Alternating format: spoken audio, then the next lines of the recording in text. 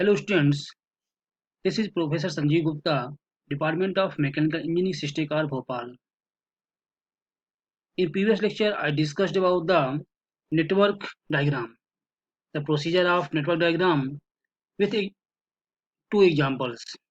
हमने देखा था कि नेटवर्क डायग्राम कैसे ड्रा करते हैं.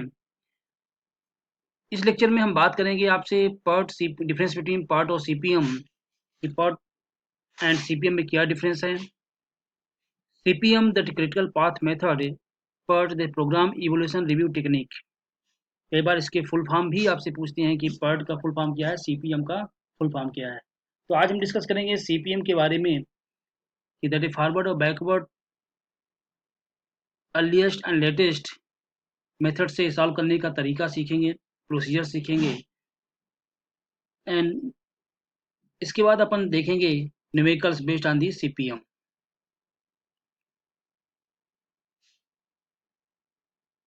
हमने आपसे जब टाइप्स ऑफ एक्टिविटी की बात की थी, वहां हमने डिस्कस किया था activity on node and activity on arrow. Activity ए, तो ये आपका एक्टिविटी ऑन एरो का मतलब हुआ कि आपका एरो पे रिप्रेजेंट, जैसे यहाँ पे ए पे रिप्रेजेंट है तो ये आपका एक्टिविटी ऑन एरो कहलाएगा. यदि आप सर्कल के अंदर, जिसको हमने नोड बोलते हैं, अगर उसके अंदर कोई मेंशन किया तो आपका activity on node. B must follow A, इसका मतलब होता है कि ए आपका जब सक्सीड होगा, कंप्लीट होने के बाद ही आपका बी आपका स्टार्ट हो सकता है. तो ए और B represents activity on arrow, और जैसे यहाँ पे नोड के अंदर है तो एक्टिविटी ऑन नोड कहलाएगा.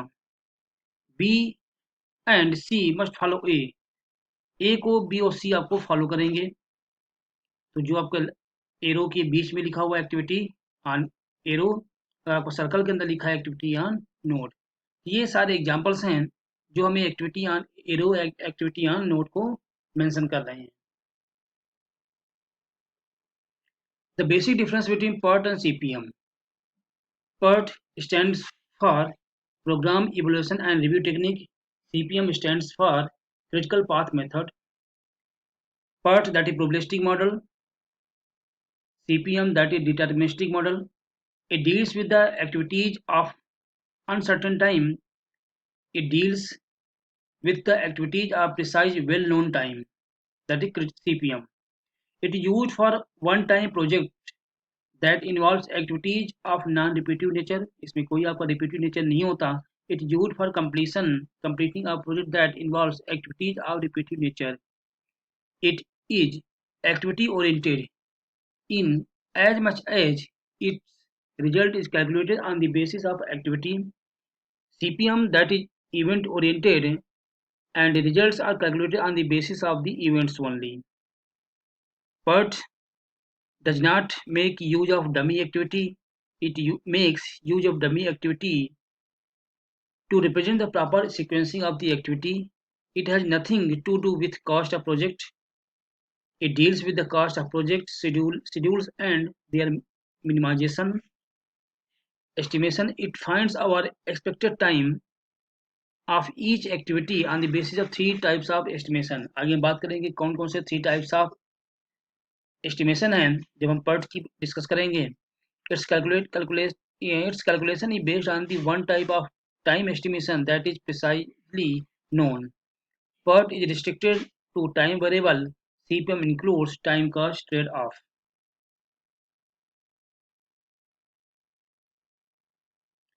CPM, that is critical path method. ये क्या होता है, दैट लॉन्गेस्ट पाथ होता है. किसी प्रोजेक्ट का सबसे लंबा जो पाथ होगा दैट्स का CPM, that critical path method. The objective of critical path analysis is to estimate the total project duration and to assign starting and finishing time to all activities involved in the project. This helps to check the actual progress against the schedule duration of the project. The duration of individual activities may be uniquely determined, that is in case of CPM, and may involve the three-time estimation, that is the PERT.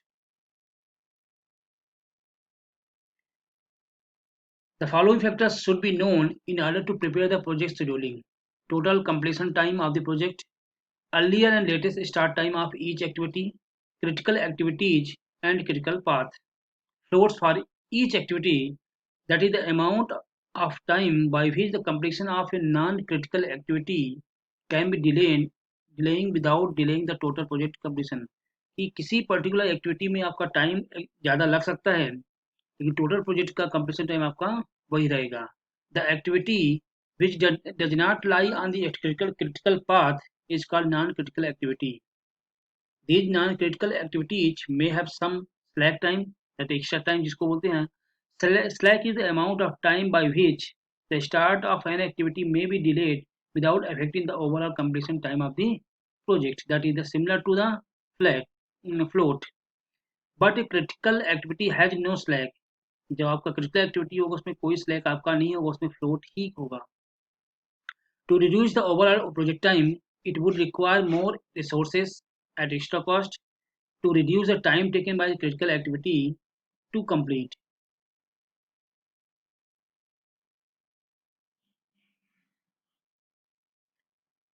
Scheduling of activity, that earliest time and latest time. Before the critical path in network is determined, it is necessary to find the earliest and latest time of each event to know the earliest expected time, इसको हमने TE से denote किया, at which activities originating from the event can be started, to know the latest allowable time, at which activities terminating at the event can be completed. अब इसके दो method हैं. पहला आपका होगा forward pass computation and backward pass computation to calculate the earliest time, that is TE. Step 1 begins from the start event and move toward the end event. Starting करना है, point 1 जो होगा वहाँ 0 या 1 से होगा, स्टार्टिंग करना है और आपको एंड तक जाना है.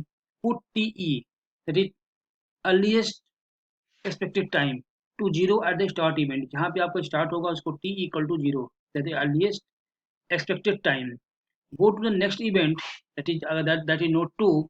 If there is any incoming activity for the event 2, 8 calculate T of previous event, that event 1 and activity time. तो हर बार जो आपका ड्यूरेशन लिखा होगा उसको हमें 8 करना होता है. Note, if there are more than one incoming activity calculate T for all incoming activities and take the maximum value. This value is T for event 2.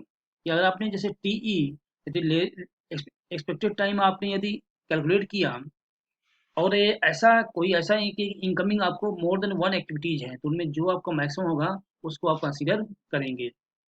Repeat the same procedure for, इस process को बार बार हम repeat करते जाएंगे.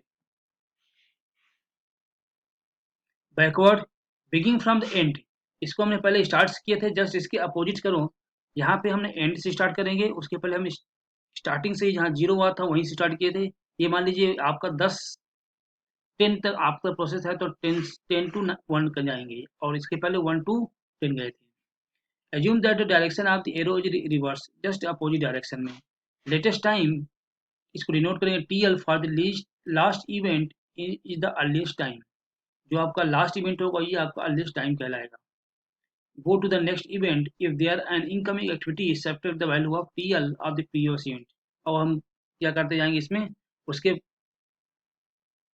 Earlier expected में हमने plus करते जाएगा और इसमें आपका जो आपका लेटेस्ट टाइम होगा उसमें हम उसको माइनस करते जाएंगे.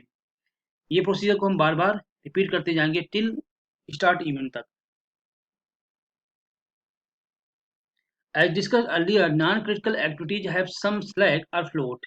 The float of an activity is the amount of time available by which it is possible to delay its completion time without extending the overall project कि आपका किसी पर्टिकुलर सेक्शन में काम डिले हो सकता है लेकिन ओवरऑल प्रोजेक्ट कंप्लीशन में टाइम में कोई आपका डिले नहीं होगा.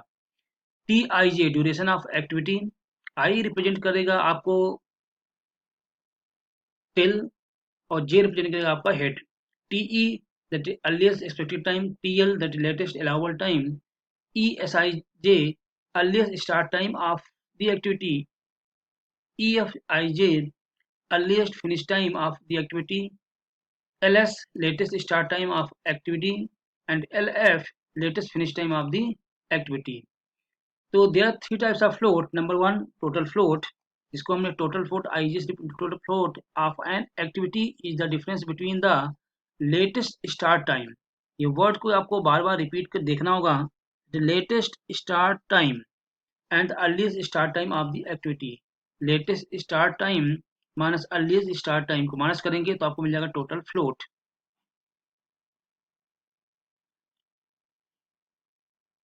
Free float, the time by which the completion of an activity can be delayed from its earliest finish time without affecting the earliest start time of the succeeding activity is called the free float.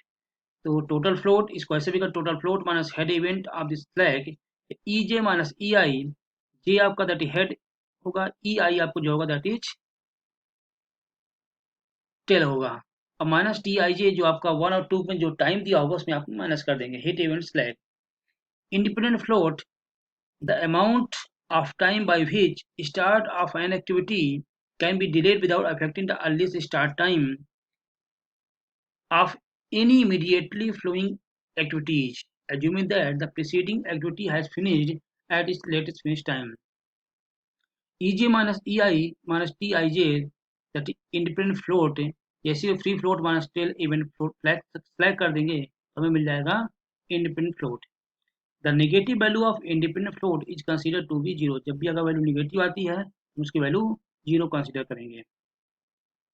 The critical path, after determining the earliest and the latest schedule time of various activities, the minimum time required to complete the project is calculated in a network among various paths, and longest path which determines the total time of duration of the project is called the critical path. जो आपका maximum होगा that's called critical. The following condition must be satisfied in the locating the critical path. The activity is said to be critical only if both the conditions satisfy. TL latest minus earliest equal to 0. Latest till sorry head minus TIJ minus TEJ equal to 0. ये सारी process सारे फार्मूले को हम जब numericals करेंगे तो हमें एक बहुत सारा क्लियर हो जाएगा. यह एक फंडामेंटल तरीका था कि कैसे हम कोई चीज़ को फाइंड करते हैं कि फ्लोट है, सीपीएम है, types of float, total float, independent float, सारे फ्लोट्स को कैसे कैलकुलेट करते हैं. ये हमने एक तरीका, एक मैथमेटिकल फार्मूला देखा. नेक्स्ट क्लास में हम इसी बेस में न्यूमेरिकल्स देखेंगे, जहाँ एक या दो न्यूमेरिकल को हम सॉल्व कर लेंगे तो सारी प्रोसेस, सारा तरीका आपका जितना हमने अभी देखा वो सारा चीज़ आपको सॉल्व हो जाएगा और इजीली कंसेप्चुअली वो आपको मेमोराइज भी हो जाएगा. Okay, in next class I will discuss the numerical based on the CPM. Thank you. Have a nice day.